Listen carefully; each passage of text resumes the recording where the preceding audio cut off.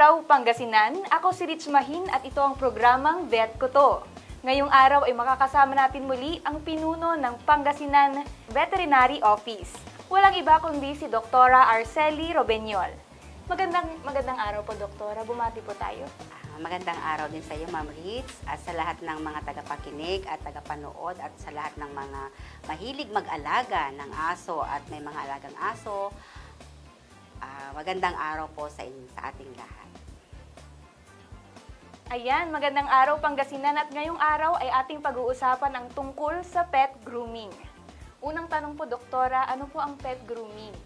Ay, napakaganda yung tanong mo, Ma'am Rich, para malaman yung ating mga kabalayan kung ano ba ang ibig sabihin ng grooming. Ang grooming ay ito yung mga bagay-bagay na ginagawa natin para sa ating mga alagang aso ay manatili silang malinis, maayos, mabango, at sila ay malusog din. So sa grooming po, Doktora, ano pong mga activities ang ating ginagawa dito? Usually, Ma'am Rich, sa mga ginagawa o mga activities sa grooming ay ito yung pagpapaligo, pagsusuklay, paglilinis ng tenga, pagpuputol ng mga mahabang kuko, at ganoon din siya brushing o paglilinis ng kanilang mga ngipin. So bago po natin i-groom ang ating mga pet, ilang taon po dapat sila? Usually, ma'am, sa mga dogs, at least 4 months old, pwede na silang i-groom. Kaya lang, pag sinabi ka sa ating grooming, kaparte yun yung pagpapaligo. So, ang pagpapaligo, pwede na mag-start yan sa mga edad na 2 months old, pag sa mga puppy. At sa mga adult, regular na po yung kanilang bathing. So, 2 months old? Yes, ma'am. First bath, kung kutusin sa 2 months old pup, yung palang mag-uumpisa na pwede siyang paliguan. Pero pagdating sa grooming, nakaparte ng mga activities na banggit ko, nasa 4 months old and above. So, sa grooming naman po, ano po ang mga tools or supplies na dapat meron ang ating mga owners? Sa mga supplies o tools na meron sa ating mga pet owners, pwede silang gumawa ng do-it-yourself. Halimbawa, yung mga simple lang na gamit tulad ng gunting na hindi siya pointed, pwede mga curve, pwede naman tayong suklay, brush o yung suklay, at meron din dapat tayong mga, kung we have enough budget, pwede tayong bumili ng razor na pwedeng gamitin sa paggugupit o pag-trim ng ating mga alagang dogs. At ganoon din, kung meron tayong nail cutter o kaya nail clipper na magamit natin sa mga grooming activities sa ating mga alagang dogs. Yung mga supplies naman po, Doktora, like shampoo or sabon, pwede po ba yung mga ginagamit din natin? Yes, ma'am. Pwede rin po yun yung talagang may mga intended na shampoo, soap para sa ating mga alagang aso, na talagang yung gagamitin natin ay intended for them. Iwasan natin gumamit yung mga soap, mga shampoo na talagang gamit ng iba. Maging sensitive tayo kasi ang mga dogs natin ay sensitive din yung mga skin nila. So, before po natin i-grooming ang ating mga pet, Doktora, ano po ang mga dapat nating i-consider or tandaan?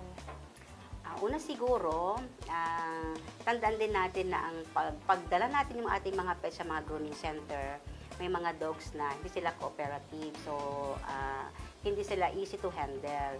Una siguro, tignan din natin yung sitwasyon pag nadadala tayo sa grooming center yung mga ating dogs. Una, kailangan na pa talagang i-groom.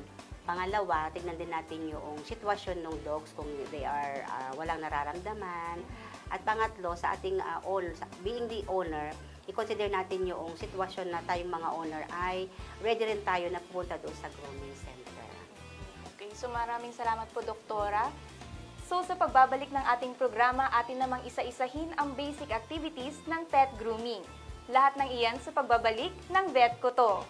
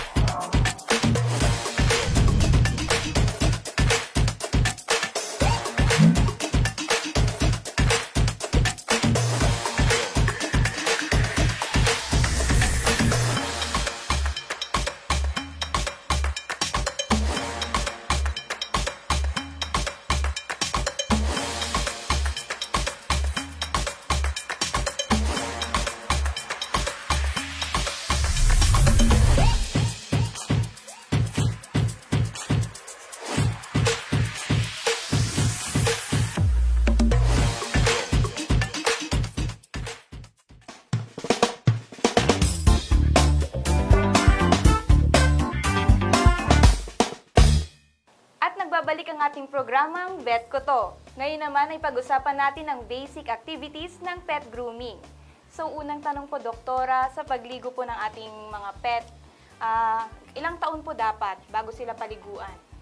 Basically, Ma'am Riz, sa pagpapaligo at the age of 2 months old, pwede nang paliguan yung ating mga pups, yung mga tuta. Pero pag sa mga matured one, pwede silang paliguan regularly. Basis natin na kahit thrice a week na pwede silang maligo. Depende sa panahon, tsaka depende doon sa convenience ng ating dog, tsaka yung owner. At depende rin, ma'am, doon sa haba ng haircut o yung balahibo po ng ating mga alagang dog. At saka i-consider natin yung breed na meron tayo sa mga alaga nating dogs. So, sa pagligo po ng ating mga dogs, how often po dapat itong pinapaliguan? Ang pagligo, ma'am, pagka-puppy pa lang sila, pwedeng once a month. Pag sa mga medyo matured na, pwedeng twice a week or thrice a week. Lalo ngayon mait ang panahon, dapat meron silang regular schedule of bathing dahil kailangan din ng ating mga dogs for them to feel comfortable. Ngayon pong mainit ang panahon, Doktora, nasabi nyo, sa hair care naman po ng mga dogs po natin, gaano po kadalas ginugupitan yung mga dogs na mabalahibo? Una, ma'am, dapat meron ding regular na pagsusuklay doon sa ating mga alagang aso, lalo na pagka yung mga balahibo nila ay mahaba, para maiwasan yung nagkakabuhol-buhol. Kaya dapat meron tayong regular brushing ng ating haircut ng ating mga alagang aso. Pangalawa, before natin silang i-trim, dapat before bathing, i-trim muna sila para makita natin na kung mayroon bang mga buhok na nagkakabuhol na. Pangatlo, ma'am, doon sa trimming, ma'am, depende po yun doon sa klase ng breed ng dogs, kung ito ba'y makapal yung balahibo o manipis. So, ang grooming naman, ma'am, ay makikita po natin depende sa sabi ko nga, sa haba ng buhok, tsaka sa breed ng dogs. Pero regularly, pwede ang grooming, ma'am, siguro kahit every 3 months po yan. Every 3 months, Yes, pwedeng gupitan? Yes, So, paano po natin masasabi pag kailangan ng gupitan yung ating mga pets? Pag ito, ma'am, ay may mga tangles na o yung mga nagkakabuhol-buhol na balahibo, at kung sila, ma'am, ay mahaba na at hindi na komportable po yung ating mga alagang hayop, sa time na pwede na tayong pag-groom o schedule for grooming na po yung ating dog. But then, pwede naman natin gawin do it yourself. Halimbawa, kung tayo ay nagtitipid, dahil alam natin na mahal ang fee para sa grooming, we can do it by ourselves. Sabi ko nga, DIY. Kung meron tayong gunting na hindi siya mahaba, pwede yan. At razor, para at least sa atin, gamay na natin kasi dog natin yun for them to be easily handled during grooming. So, sa mga owners naman po natin na pinapanatiling mahaba yung hair ng mga mabalahibo nilang pets, how often naman po nila dapat suklayin yung buhok ng kanilang pets? Basically, ma'am, pagsusuklay, kahit everyday yan naman, nasuklayan po yung buhok para talagang maiwasan na magkabul. Kasi ang dog, kahit everyday na naglalaro yan, mamaya kita mo may mga buhok na pag mahaba, nagkakabuhol na yun. So, I would advise ating mga pet owners na kahit everyday na pagsuklay sa kanilang balahibo ng kanilang mga dogs. Okay. So kahit kaaraw-araw po silang suklayin, ma'am, hindi Yes, po sila makakalbo, ganun? Hindi, ma'am, hindi naman. Basta gentle lang po tayo sa pagsuklay. Kasi may mga intended naman na hairbrush para sa ating mga dogs at may mga sukat talaga intended para sa kanila. So, sa dental care naman tayo, Doktora. Ano po ang ginagawa sa dental care? Pag sinabi natin dental care, ma'am, ito naman yung paglinis sa mga ngipin ng ating mga alagang dogs. So, kailangan din nila yon. At honestly speaking, sa mga vet clinic, meron tayong mga veterinarians ngayon na gumagawa na rin ng orthodontics. So ito sa paglinis, basically lang naman na brushing at meron ding intended na mga brush para sa mga dogs natin at meron ding mga intended na mga toothpaste para sa mga dogs natin. So, gaano po kadalas dapat nating binabrush yung teeth ng ating mga pets? Sa frequency, pwedeng everyday yan, ma'am. Everyday. Everyday din. So, sa nail care naman, ma'am, paano po natin tinitrim yung mga nails po ng ating pets? Isa rin kasi yan, ma'am, yun sa kuko ng dog na kailangan talaga din nating i-trim. Dahil kung minsan yan nagkukos ng scratches, nakakasugat sa atin. So, meron din tayong mga tinatawag na regular trimming of the nails. So, pwedeng gumamit ng nail cutter, pwedeng gumamit ng nail clipper. Basta pag nakita po natin yung kuko na mahaba na at lumalampas na doon sa medyo malinaw na white, pwede na po nating i-cut yung kanilang kuko, ma'am. Okay. So, sa ear care naman po tayo, ano pong ginagawa sa ear care? Napakaganda yung question, ma'am, kasi usually sa ating mga minsan sa ating mga pet owners, kung minsan parang hindi na masyadong binibigyan pa yung paglinis ng kanilang ear ng kanilang dog. Lalo sa mga pets o sa mga breed of dogs na droopy ears, talang kayo ng regular na nating linis yung kanilang tenga. So, after bathing, kung regular na nagpapaligo sila, after bathing, that's the time na magandang linisin kasi lumambot yung mga earwax ng mga ear ng dogs natin. So, pwedeng cleaning, the use of cotton buds, at malambot yun, ilinisan lang at meron tayong maglagay din ng mga oil para malinis. At the same time, yung regular po na cleaning, sabi ko nga, during, after bathing, pwede this time na best na ilinis po yung yung ear ng ating mga alagang dogs. So, may huli akong tanong, Doc, para sa dito. Yes, May exercise po ba yung mga pets natin na aso? Yes, ma'am. Actually, yung exercise, yung walking, that's already a form of exercise for them. Walking in the morning, early in the morning, then walking late in the afternoon. Okay. So, may nabasa din po ako pag may kasamang other dog yung pet natin. Pag naglalaro sila ay parang exercise na rin nila yun. Oo. Usually, ma'am, isang way din yun for them to be exercise yung naglalaro. Kasi, di ba, ma'am, tumatakbo sila, lumulukso. Ayan. That's another way of exercise naman, ma'am. Okay po, maraming salamat, Doktora. So, sa pagbabalik ng ating programa, atin pong pag-uusapan kung paano i-handle ang ating mga pets sa kanilang grooming. Lahat ng iyan sa pagbabalik ng Vet Ko To.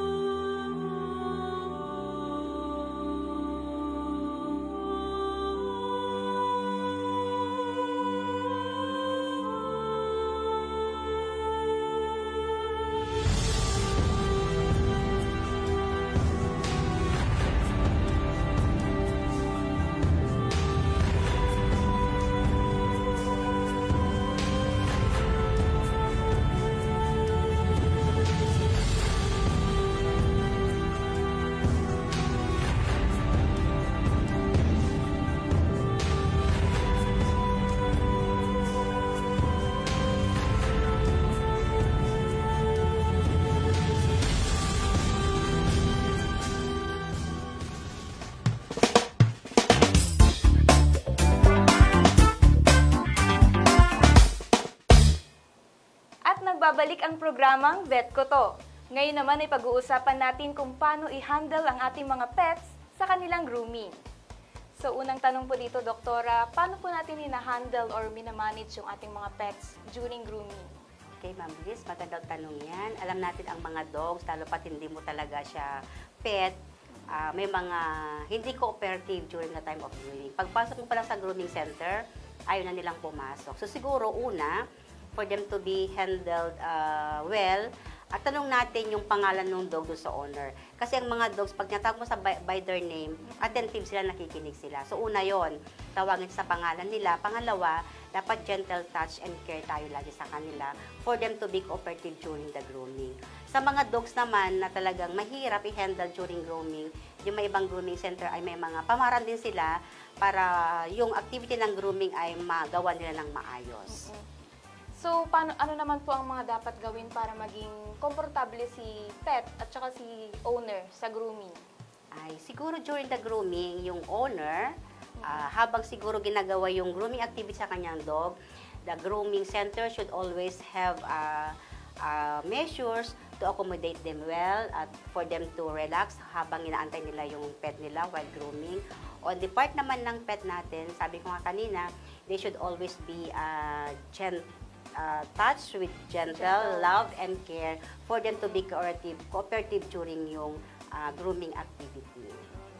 So, dapat yung si mag-groom, gentle yung pag-handle Tsaka niya. mabait din siya, ma'am. Tapos sabi niyo po, tinatawag-tawag yung name po para... Always call the dog by their name for them to be attentive. Opo, kasi alam din po ng mga aso yung names nila, no, Yes, Doktora? yes, Ma'am Marisa. So, huling tanong po, Doktora, bakit po natin kailangang i-groom ang ating mga pets?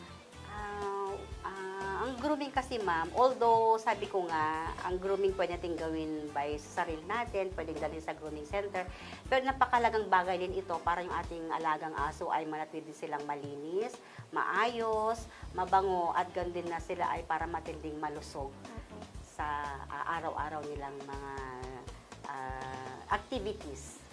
Lalo na po ngayon, Doktora, di ba po, summer na? Yes, Ma'am Riz, totoo yan. Mainit ang panahon ngayon. So, dapat maging sensitive tayo sa mga alagang ating aso. Kung tayo nga, yung pakiramdam natin pag may, how much more yung ating alagang aso na makapal ang kanilang balay. Talagang may sa katawan nila yon. So, dapat alamin din natin na kailangan nilang maligo, kailangan silang i-groom, kasi una, parang nabibigatan siya sa katawan nila. So, kailangan na rin bawasan yung kanilang kapal ng kanilang hair ko. So, pati po sa grooming na nakakatulong din po ito para maiwasan yung sakit, makaiwas sa sakit po yung ating mga pets. Lalong-lalo na, ma'am, sa skin disease. Kasi pag grooming, doon mo na makikita kung meron bang skin problem. So, isang way din yun. Para makita yung skin disease. Okay. So, maraming salamat po, Doktora. At iyan ang mga mahalagang impormasyong aming napag-usapan tungkol sa pet grooming. Sa mga may komento at katanungan, ipadala lamang iyan sa aming official Facebook page na Province of Pangasinan.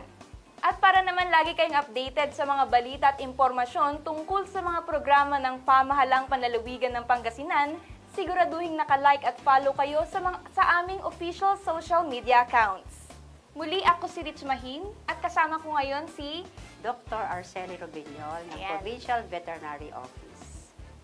Patuloy kaming maghahatid ng mga mahalagang impormasyon.